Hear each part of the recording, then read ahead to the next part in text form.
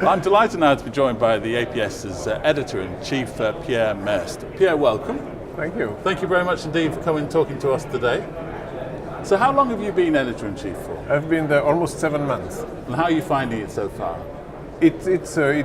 Some of it is great. I love working with the editors, I love working with the authors, and I have a lot to learn. So it's also challenging, and the journals are of course a key part of the society, so my major goal is to not mess it up.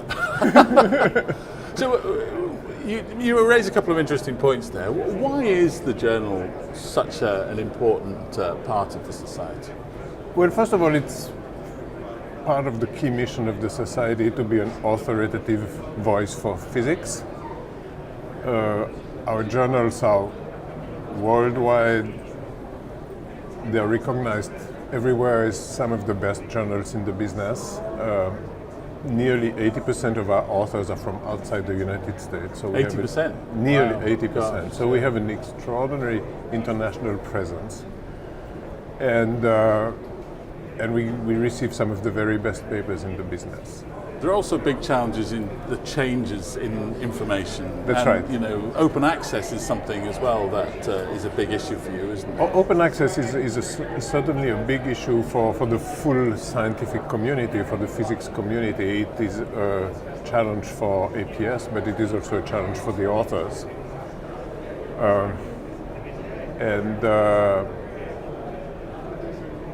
I'm very concerned personally about that, because if we don't have a good method, a good system in place to pay for this open access, Right. it's going to be tricky. Before I took this job, I was a theorist in AMO, and the typical NSF grant in AMO is maybe $80,000 a year, and if suddenly you have to pay $2,000 for a paper, you have to decide, am I going to send this paper or send a student to a conference? Right. It's a big challenge. And it's a big challenge for many, many people. What about technology? What kind of challenges do technology face? So this is the thing which actually keeps me awake at night.